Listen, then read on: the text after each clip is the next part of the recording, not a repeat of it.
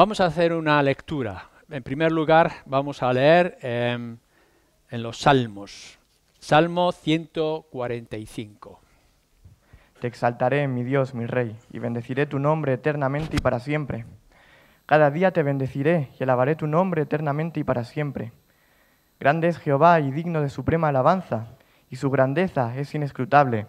Generación a generación celebrará tus obras y anunciará tus poderosos hechos. En la hermosura de la gloria de tu magnificencia y en tus hechos maravillosos meditaré. Del poder de tus hechos estupendos hablarán los hombres, y yo publicaré tu grandeza. Proclamarán la memoria de tu inmensa bondad y cantarán tu justicia. Clemente y misericordioso es Jehová, lento para la ira y grande en misericordia. Bueno es Jehová para con todos, y sus misericordias sobre todas sus obras. Te alaben, oh Jehová, todas tus obras, y tus santos te bendigan. La gloria de tu reino digan y hablen de tu poder, para hacer saber a los hijos de los hombres sus poderosos hechos, y la gloria de su magnificencia de su reino. Tu reino es reino de todos los siglos, y tu señorío en todas las generaciones. Sostiene Jehová a todos los que caen, y levanta a todos los oprimidos. Los ojos de todos esperan en ti, y tú les das su comida a su tiempo. Abres tu mano y colmas de bendición a todo ser viviente. Justo es Jehová en todos sus caminos, y misericordioso en todas sus obras. Cercano está Jehová a todos los que le invocan. A todos los que le invocan de veras, cumplirá el deseo de los que le temen. Oirá asimismo el clamor de ellos y los salvará. Jehová guarda a todos los que le aman, mas destruirá a todos los impíos. La alabanza de Jehová proclamará mi boca, y todos bendigan su santo nombre eternamente y para siempre. Muy bien. Segunda de Corintios 12, versículo 7. Dice así Pablo: y para que la grandeza de las revelaciones no me exaltase desmedidamente, me fue dado un aguijón en mi carne, un mensajero de Satanás, que me abofeté para que no me enaltezca sobremanera. Respecto a lo cual 3 veces he rogado al Señor que lo quite de mí, y me ha dicho: bástate mi gracia, porque mi poder se perfecciona en la debilidad. Por tanto, de buena gana me gloriaré más bien en mis debilidades, para que repose sobre mí el poder de Cristo. Por lo cual, por amor a Cristo, me gozo en las debilidades, en afrentas, en necesidades, en persecuciones, en angustia, porque cuando soy débil, entonces soy fuerte. No podemos entrar con la suficiente justicia a la idea que tengo que presentar en esta mañana si antes no entendemos o no entendéis lo que estuvimos viendo en la semana anterior. Decíamos el domingo pasado que, igual que Pablo, posiblemente la mayoría de nosotros, si no todos, estamos pasando o hemos pasado por la experiencia del aguijón. Es decir, algo que nos doblega o que nos produce daño o temor. Ya sean esas aflicciones o esas debilidades que puedan ser físicas por causa de la enfermedad, a veces incluso enfermedades crónicas, por limitaciones de nuestro ser, la mente, el cuerpo, etcétera. Pudiera ser esos aguijones emocionales, con los conflictos y debilidades de nuestra mente, de nuestro corazón.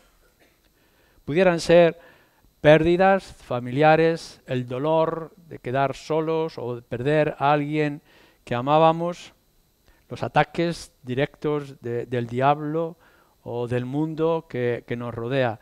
Pero todos podemos sentir ese aguijón, esa espina en nuestra alma, en nuestro cuerpo, en nuestra mente, que nos debilita. Decíamos también que ese aguijón pudiera ser una astilla, es decir, algo que nos frena en lo que nosotros quisiéramos hacer de la obra del Señor.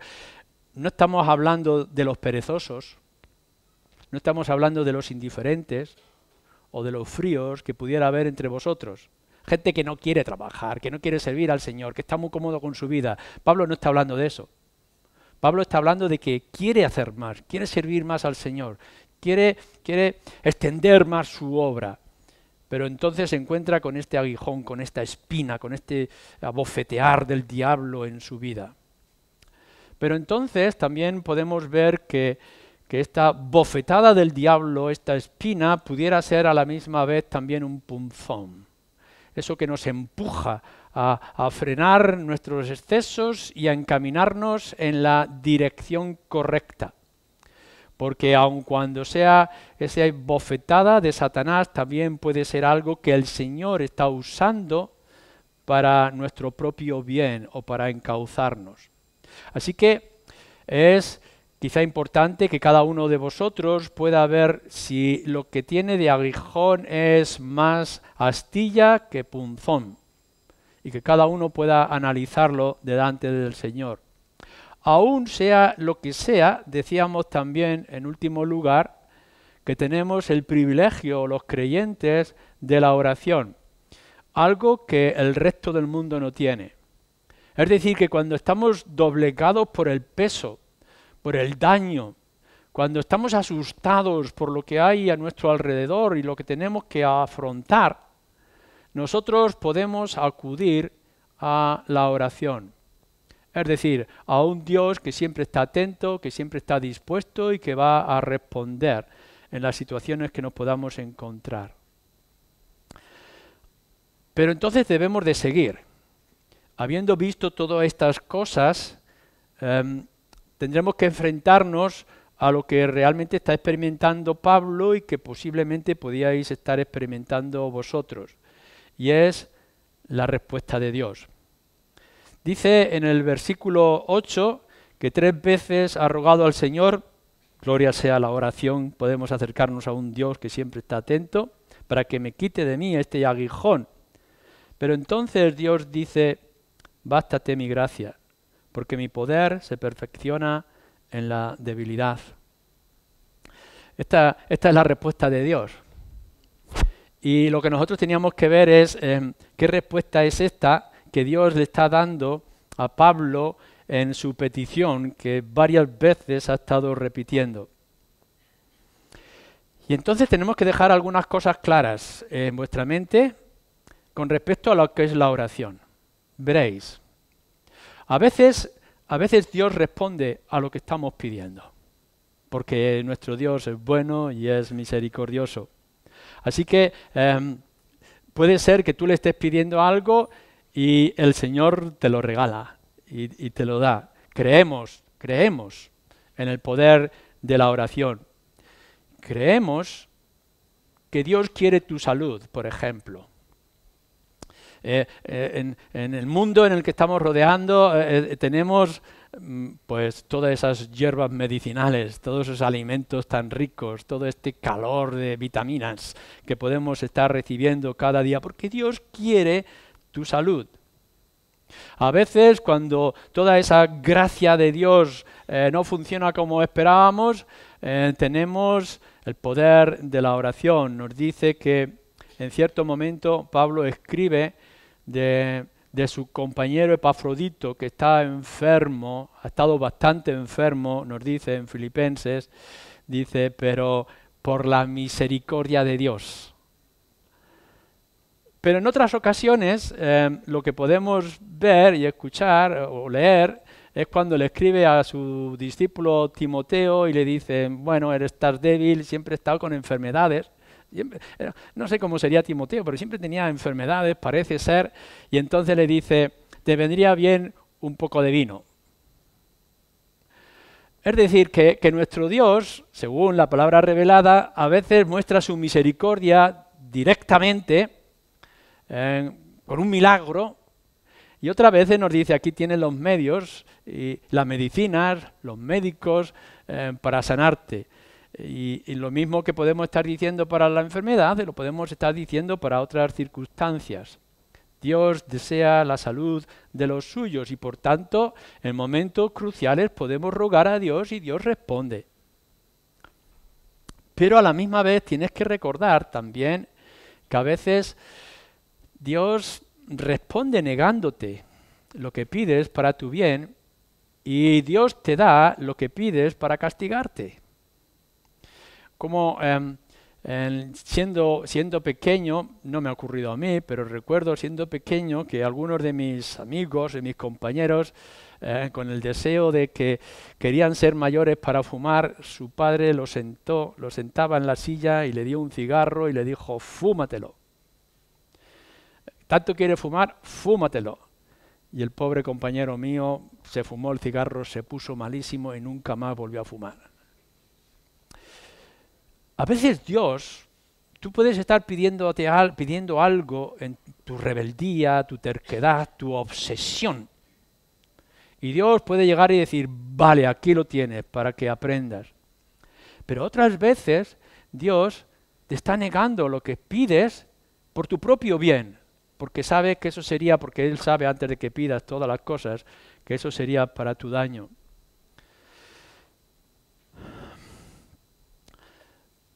En el caso de Pablo no sabemos que lo que sería su gracia, cómo se manifestaría la gracia de Dios. Pero ciertamente podemos ver que Dios responde de la manera que Él no esperaba.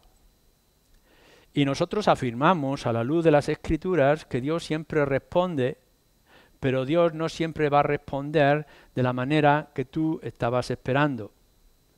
Por una cosa muy clara, Dios es soberano, pero tu oración no es soberana. Es decir, aun cuando la oración pueda ser tremendamente poderosa, si tiene algo de valor, es ante aquel que estamos pidiendo y en aquel que dependemos. Y Dios es soberano.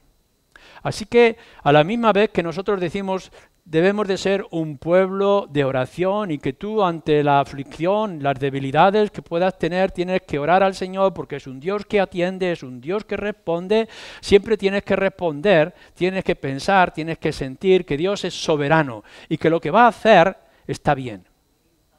Porque algo que tendremos que aprender del carácter de Dios y que tenemos que aplicar con respecto a la oración es que nuestro Dios es justo, Dios es santo y a la misma vez es misericordioso y es bueno.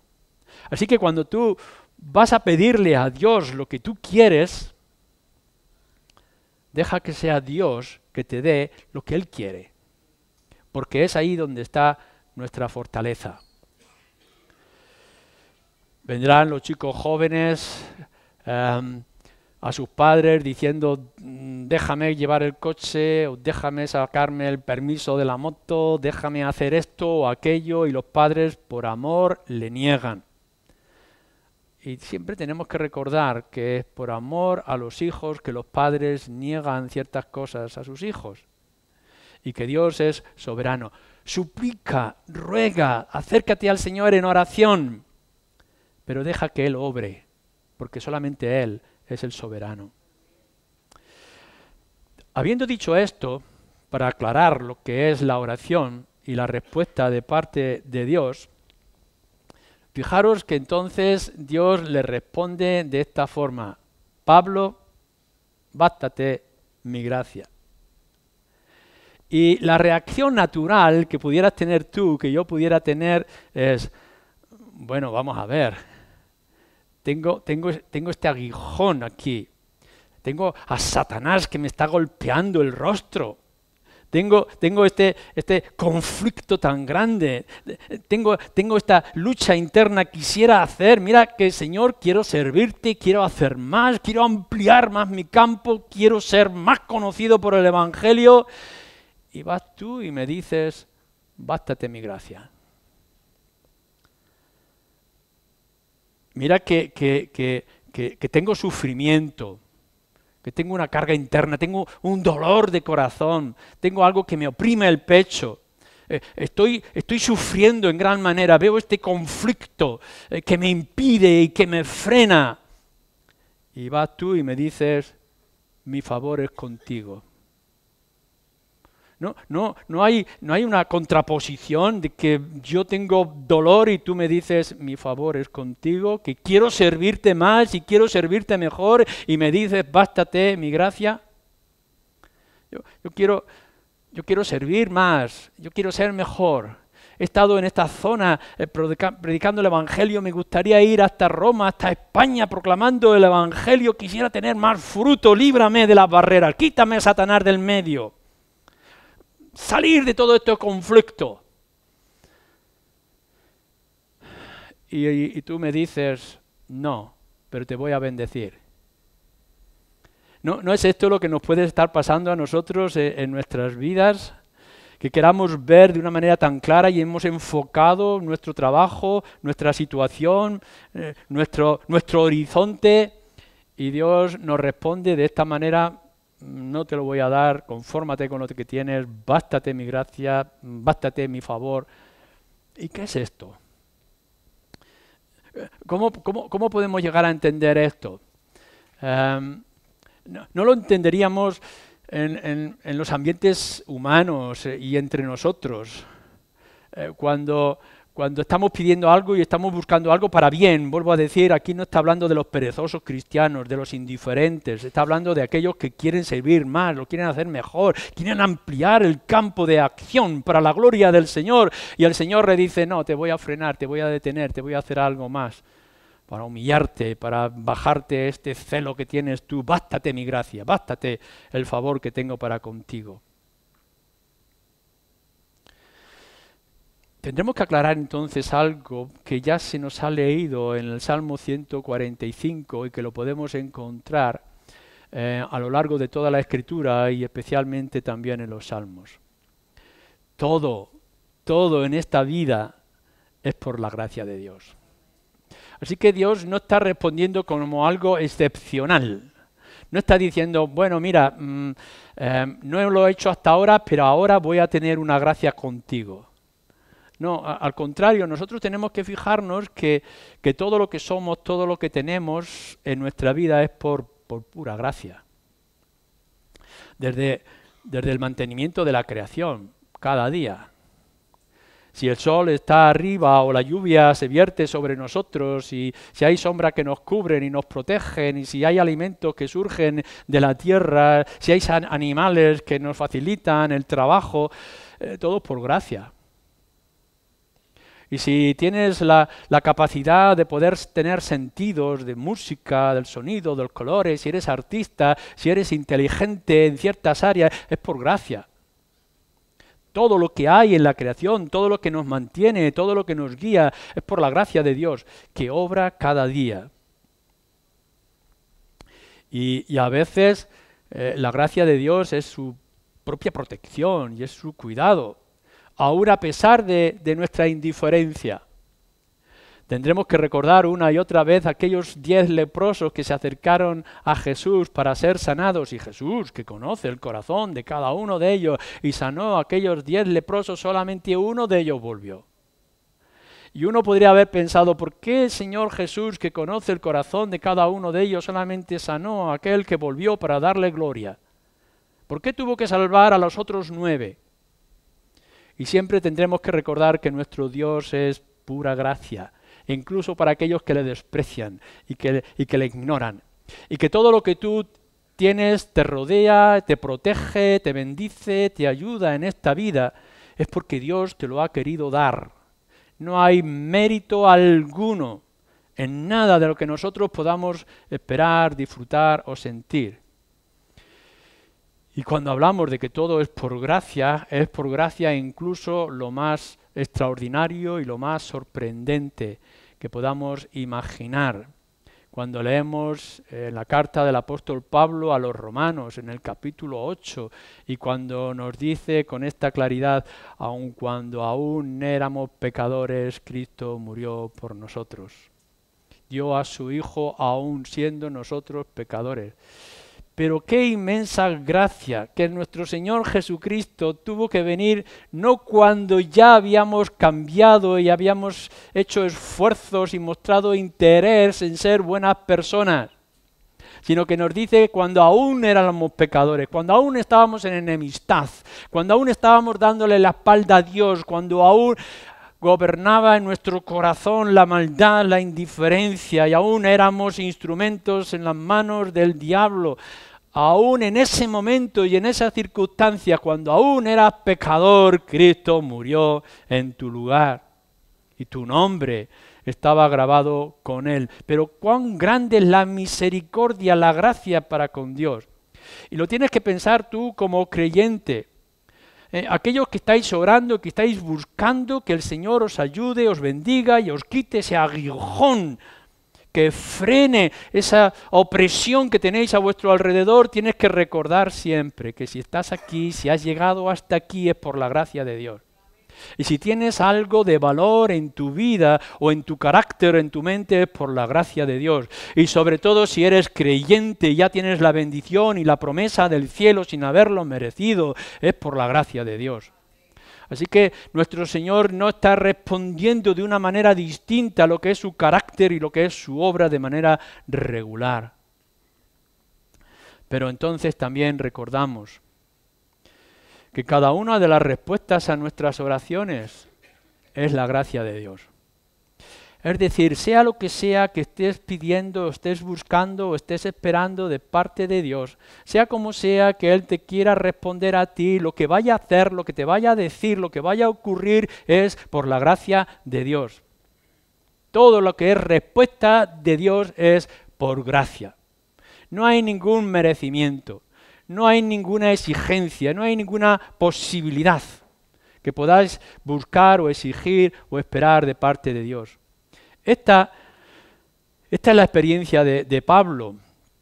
Cuando se narra de su trabajo, Lucas, y nos dice que vuelve a Antioquía, después de su primer viaje misionero, nos dice así que quiso volver a Antioquía para dar muestra de la gracia de Dios para con él en su obra. Todo lo que había ocurrido en ese primer viaje, y lo extendemos a cada uno de los viajes de Pablo, la extensión del reino, la conversión de la gente era por la gracia de Dios. Hasta tal punto que en 1 Corintios él nos dice también, por la gracia de Dios soy lo que soy. Y esta es la conclusión que cada uno de nosotros tendríamos que tener. Es decir, no importa lo que tú hayas conseguido en tu vida, ya sea para la gloria del Señor, ya sea para el bien de tu familia, todo es por la gracia de Dios. Lo que tú eres en esta hora, sea lo que sea, es por pura gracia de Dios, porque todo ocurre bajo el cielo por la gracia de Dios. Ahora bien, cuando estamos repitiendo tanto esto de la gracia de Dios, ¿qué queremos decir? ¿Qué dice la Escritura? ¿Qué está queriendo decir nuestro Dios en respuesta a la oración a Pablo? ¿Qué es lo que está sintiendo Pablo? ¿Qué es esto de gracia? En medio de esta aflicción, de este problema, de esta situación familiar, de este conflicto que me frena, el deseo que tengo de hacer y que no puedo hacer, y tú me dices gracia, ¿qué es esto que me estás diciendo? Cuando se acerca el ángel a María para anunciarle del niño que va a nacer, le dice, bienaventurada, bien bendecida. Cuando en alguna versión, alguna gente lo quiere traducir como llena eres de gracia, no, es simplemente eres bendecida, la más grande, pero bendecida. Lo que está implicando es un favor, favorecida, es un favor. Es algo que Dios te da. Esto es la gracia. Dios le está diciendo a Pablo y te está diciendo a ti en esta mañana, en la situación concreta en la que puedas estar pensando y puedas estar sintiendo, esto que estoy haciendo es un favor para contigo. Esto es lo que nos está diciendo. Y podrás decir, pero a mí no me gustaría tener esta espina. A mí no me gustaría tener este punzón que me empuja y me quiere reconducir. No me gusta el dolor. Y Dios nos está diciendo, como lo mismo le estaba diciendo a María, es un favor que tengo para contigo. Y entendemos entonces que la gracia de Dios, cuando está hablando como el favor para cada uno de nosotros, es un ejercicio y es una muestra de amor de parte de Dios para contigo. El favor es la muestra de la bondad amorosa de Dios en tus circunstancias. Y no estamos diciendo que tú lo entiendas. Lo que estamos diciendo es que nuestro Dios, que es soberano y es sublime en todo lo que hace, ha querido mostrar el favor, la gracia y la bendición contigo de esta manera. Coges a tu niño pequeño en brazos, sabes que hay un problema serio, que necesita una medicación, necesita una operación, necesita simplemente una inyección. Tengo ahora mismo en mi mente clavada la imagen de llevar al niño al médico y de pronto el niño que ve a esa enfermera con la bata blanca y con una inyección así de larga para él y que le van a pinchar, el niño llora y dice no permitas, impídelo y abraza a su madre y dice no y llora. Y aún así se le pincha. Y lo que está haciendo la madre es, o el padre, un favor. Es la bondad del Padre, es el amor del Padre para con su niño que le está dando la medicina aun cuando le duela porque es para su bien. Y Dios le está diciendo a Pablo, no lo entiendes, te gustaría que fuera de esta manera, pero es mi gracia, es mi favor para contigo. Quiero mostrar mi amor, quiero mostrar mi bondad en esta manera. Y no debemos de fijarnos en la inyección, no debemos de fijarnos en el aguijón o en el pizón que nos obliga o que nos doblega. Tenemos que fijarnos en las manos que está llevando esta acción, porque sabemos que siempre será para nuestro bien. Es el ejercicio del amor de Dios. Nosotros, como creyentes, no necesitamos andadores, no necesitamos bastones en primer lugar. Claro que los pedimos.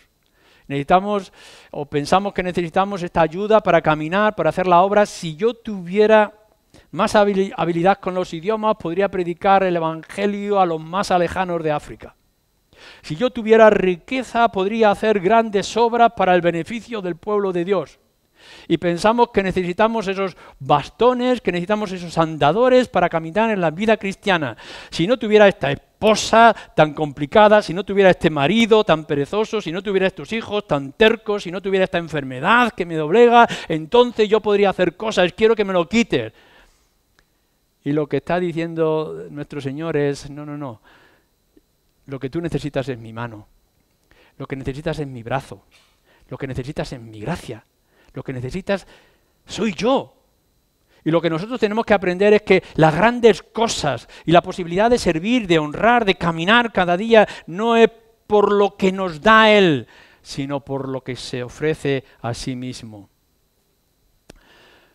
La mejor manera de poder llegar a los lugares concretos en el que el Señor nos quiere llevar, la mejor manera de cumplir el plan de Dios que Él quiere para ti y para mí en esta hora es que tú descanses en su brazo.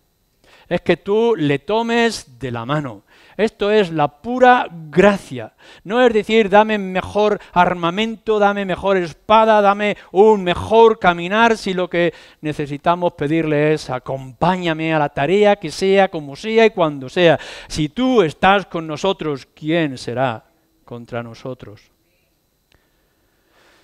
No es, por tanto, la posibilidad de una riqueza cristiana y del fruto de nuestro ministerio que el Señor nos quite el problema. No, lo que necesitamos es que el Señor nos sostenga en medio de los problemas. Esto es lo que necesitamos. Pudiéramos desear y decir, sería mejor sin el aguijón. Y Dios lo que está diciendo es, siempre será mejor conmigo. Que esté Él a nuestro lado. Mejor tenerle a Él y tener su brazo que cualquier otra cosa que haya en el mundo. No meramente tener algo de luz, sino poder estar en medio de la luz. El salmista también nos dice en el Salmo 84, mejor es un día bajo tus atrios que 1000 fuera de ellos. ¿No es esto lo que nosotros estamos buscando? ¿No es mejor estar contigo y que tú estés a nuestro lado, Dios mío, y no que todos los demás favores estén fuera de nosotros? ¿Qué es lo que estás buscando? ¿Qué es lo que estás buscando? ¿Hacer las cosas por ti mismo o hacer las cosas en una total dependencia de Dios? Que sea lo que Él quiera. Pero dejarme que ande un poco más. ¿Cómo opera esta gracia? Si hemos visto que es el favor y el ejercicio del amor de Dios para con tu vida en la circunstancia que te puedas encontrar. ¿Cómo opera esto? No sabemos cómo estaba obrando en la vida y en el ministerio, en el trabajo de Pablo. Pero sí, lo que podemos intuir de una manera u otra es que de alguna forma estaba ayudando a llevar el aguijón. ¿Lo tienes? Te voy a ayudar a que lo lleves. Ponerlo con respecto, por ejemplo, al mismo Satanás. Tú pudieras estar pensando, la estrategia mejor es que Satanás no esté, que no me golpee, que no sea ese león rugiente, que no sea esa serpiente que me quiere morder en el pie. No queremos que sea Satanás a nuestro lado. Y lo que nos dice la Escritura, nos afirma no solamente Pablo, sino los demás escritores, es ante el diablo firmeza. No es que lo quitemos del medio, sino estad firmes ante las acechanzas del diablo. Claro que no nos gustaría tener enemigos, pero ¿no pensáis que sería lo mejor, aun cuando fueran los más grandes enemigos, tener a nuestra espalda al más grande de los protectores? Que sea el que nos fortalece. No importa dónde vayáis, no importa lo que tengáis y que sufráis, en el mundo tendréis aflicción, pero yo prometo una cosa, estaré con vosotros todos los días de vuestra vida. Y esto es lo que nosotros tendríamos que buscar, y ahí es donde nosotros tendríamos que depender. No es que nos ponga una burbuja como muchos de estos niños que ahora están siendo tan súper protegidos para que nadie les toque y nadie les manche y nadie les dañe y evitar todos los problemas, todos los enemigos, toda la oposición, todo lo desagradable. En lugar, lo que se está diciendo es, no, afrontemos toda la realidad de este mundo. Nadie va a escapar del dolor, ni de la aflicción, ni de los ataques de Satanás, ni de sus golpes, ni de su maldad, ni de la seducción del mundo. Pero podremos afrontar todo esto si tú estás con nosotros. Por tanto, uno de los principios con respecto a Dios en esta gracia suya es la firmeza, estar firmes como el árbol que no es conmovido. La Escritura nos habla también, las palabras del apóstol Pablo, de sobrellevar las cargas. Seguramente ninguno de nosotros quiere cargas, quiere caminar ligero, no quiere ningún peso sobre sus espaldas, no quiere ninguna complicaciones, pero tenemos cargas. Y no solamente nos dice que tengamos nuestras cargas propias que tenemos que llevar, sino que además tenemos que sobrellevar las cargas de los demás. No se nos va a quitar la carga. El Señor Jesucristo le ha dicho, si alguien quiere ser mi discípulo, tiene que tomar su propia cruz, negarse a sí mismo y entonces seguirme. Así que no penséis que ser cristianos es quitar todos los problemas y todas las aflicciones. No, se te va a dar una carga y a veces se te va a dar una carga enorme.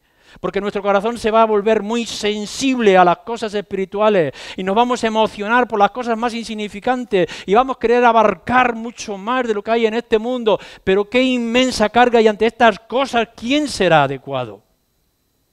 Y entonces las Escrituras nos dicen, yo te ayudaré a llevar la carga. No nos va a dejar solos. Y tendremos el consuelo y tenemos la confirmación, el apoyo, el abrazo. Recuérdalo siempre en cualquier circunstancia. Si eres creyente y has puesto tu confianza en el Señor Jesucristo, no estarás solo, no estarás sola. Y aun cuando estés en el más profundo de los dolores y en la más grande de las aflicciones, tienes la certeza y la seguridad que nuestro Dios no es un Dios lejano, sino que es un Dios cercano, que nos conoce y que sabe. Nos dice que esta gracia se manifiesta por la obra del Espíritu, porque el Espíritu es el que nos da las gracias y nos da las bendiciones. Es el dador de gracia. Y el Espíritu no está lejos, no hay que llamarlo, no hay que pedirle que acuda. Todo aquel que ha puesto su confianza en el Señor Jesucristo ha tenido la promesa y la bendición de que el Espíritu de Dios morará con él todos los días de su vida. Hasta el punto nos dice que podríamos ser incluso llenos del Espíritu Santo. Así que cuando nosotros decimos o pensamos o buscamos de tener la gracia de Dios, la bendición, el favor inmerecido de parte de Dios en nuestras vidas, lo que tenemos que recordar es que tenemos esa fuente de vida en nuestro interior, es el poder del Espíritu. Y qué mejor cosa que poder andar en el Espíritu, que es lo que deberíamos de buscar todos nosotros. Pero vayamos un poco más allá. Si pasáis al capítulo 5 de nuestra carta,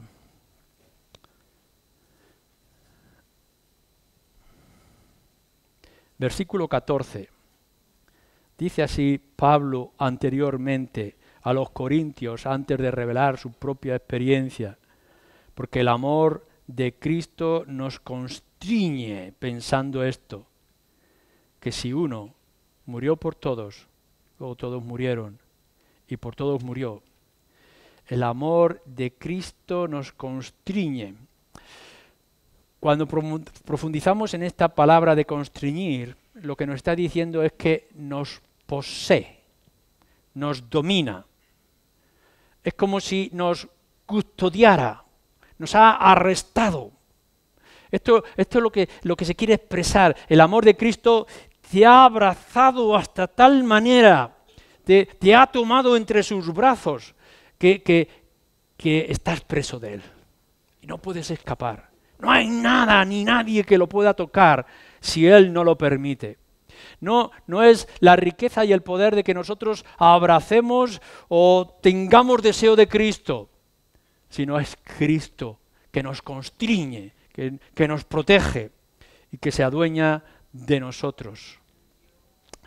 Si esto no fuera suficiente, tendríamos que volver una y otra vez a Romanos capítulo 8 y fijaros lo que nos está diciendo Pablo una vez más, como hemos leído tantas veces. Capítulo 8, versículo 35.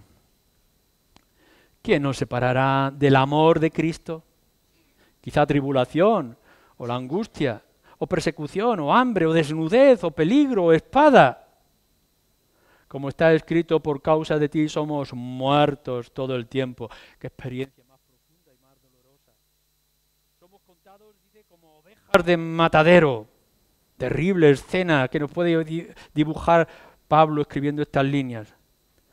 Antes, todas estas cosas somos más que vencedores por medio de aquel que nos amó. Por lo cual estoy seguro, dice, de que ni la muerte, ni la vida, ni ángeles, ni principados, ni potestades, ni lo presente, ni lo porvenir, ni lo alto, ni lo profundo, ni ninguna otra cosa creada nos podrá separar del amor de Dios que es en Cristo Jesús, Señor nuestro. Y vosotros podríamos decir, ¿cómo nos gustaría quitar todo esto, no ser ovejas para el matadero, no tener esta aflicción, estos problemas, esto que nos inunda? ¿No pensáis que el mejor lugar, sea como sea, en las circunstancias que sea, el mejor lugar donde tú te puedes encontrar y ya te encuentras es en los brazos de nuestro Señor Jesucristo, del cual nada ni nadie nos podrá apartar? Lo mejor que tú tienes es el amor de Dios expresado en el amor de Cristo para contigo. Por eso Pablo dice que su mayor deseo es conocer las inescrutables riquezas de Cristo, el amor de Cristo tan profundo. En el mundo tendrás aflicción, pero confía, el Señor estará contigo. Y entonces, caminando ya al final, lo que te resta es que lo pruebes. Si esto es así, si es verdad, si Dios le está diciendo, Pablo, estarás satisfecho, sumamente satisfecho, si tienes mi favor, y lo tienes. Si quieres avanzar, si quieres crecer, si quieres ser útil, quieres sentir gozo, tienes mi favor. Y nosotros decimos, ¿cómo podremos saberlo? ¿Cómo podremos sentirlo? Pruébame, dice el Señor. Cuando está escribiendo el profeta Malaquías, probarme y ver si en verdad yo puedo bendecir y yo puedo obrar. Probarme en esto. Así nosotros lo que estamos diciendo es, no importa dónde estés y cuáles sean tus circunstancias, tienes un Dios generoso y bondadoso. Si ha dado a su Hijo Jesucristo, te dará las demás cosas. Entonces confía, ven a Él y descansa. Que no te engañe esa teología falsa, mentirosa, cruel, que nos dice que los creyentes no tendrán sufrimiento y que con fe podremos conseguir todas las cosas. Son falsos maestros, como aquellos en el pasado que decían paz, paz, paz y no había paz. ¿Cómo va a haber paz si hay pecado en el mundo? ¿Cómo podrán decir todo irá bien? ¿Recordáis aquellos falsos profetas que se levantaban delante del rey Acab diciéndole todo te va a ir bien en estos conflictos, el Señor va a estar contigo? Y tiene que venir el profeta del Señor y decir eso es mentira, te están engañando, no va a haber paz para contigo. Si estás pensando que por ser cristiano no tendrás aflicción, no tendrás problemas, no tendrás luchas de fuera y de dentro de tu propia alma, en tu propio corazón, te estás engañando. Y si alguien te dice que es por falta de fe, te está mintiendo. Vas a sufrir porque este mundo es un sufrimiento. Pero entonces Dios estará contigo. No vas a tener paz, pero vas a tener al Dios de paz. Porque el Señor dice que estará con nosotros.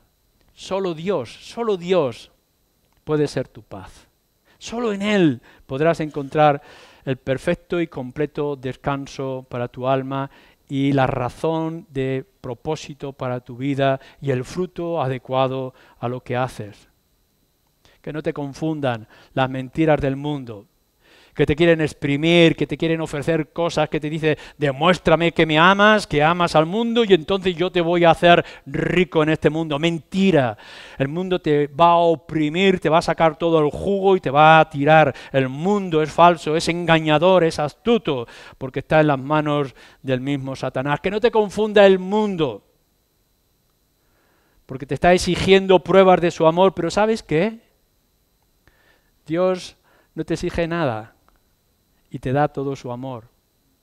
Y de tal manera amó Dios al mundo que ha dado a su Hijo unigénito. No por lo que tú pudieras hacer, sino por lo que Él quería hacer. Dios muestra su amor para con nosotros en que siendo aún pecadores, Cristo murió por nosotros, como hemos dicho. Claro que el mundo te va a entretener y que te va a dar esas pequeñas calmantes que te van a dar sosiego, claro que te va a embriagar, pero después vendrán unas resacas tremendas y terribles y dolorosas, insufribles. En nuestro Señor tendremos las dificultades, las luchas, los conflictos, pero estaremos seguros. ¿Sabéis la experiencia de Moisés, tal como nos lo revela en el libro de Hebreos?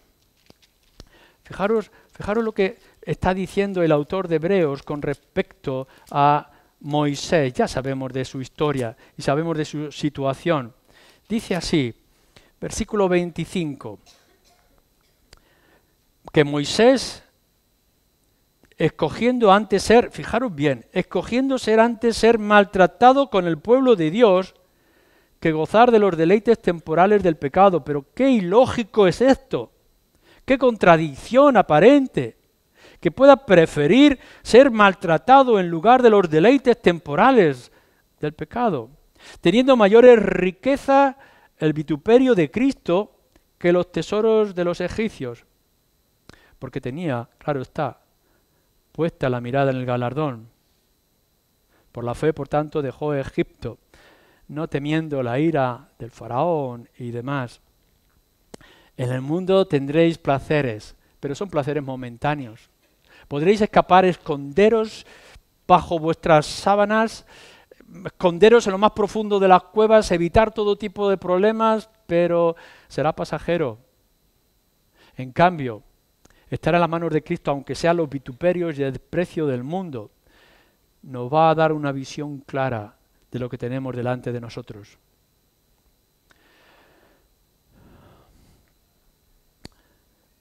David tiene un problema, ha cometido un pecado, ha hecho un censo.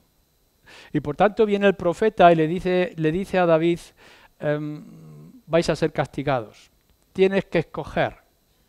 Y tienes que escoger entre la guerra, el hambre o la peste. 3 años de guerra, 3 meses de hambre, 3 días de peste. Y entonces David responde, mejor es caer en las manos de un Dios misericordioso. Aun cuando tengamos la oportunidad de escoger en todas las acciones que vienen a nuestra vida, mejor es estar en las manos de un Dios misericordioso. No sé cuál será tu experiencia, no sé cuáles serán tus anhelos, no entiendo mucho de tu dolor, de lo que estás afrontando, de lo que deseas servir al Señor, de lo bueno que te gustaría avanzar en todas las cosas espirituales.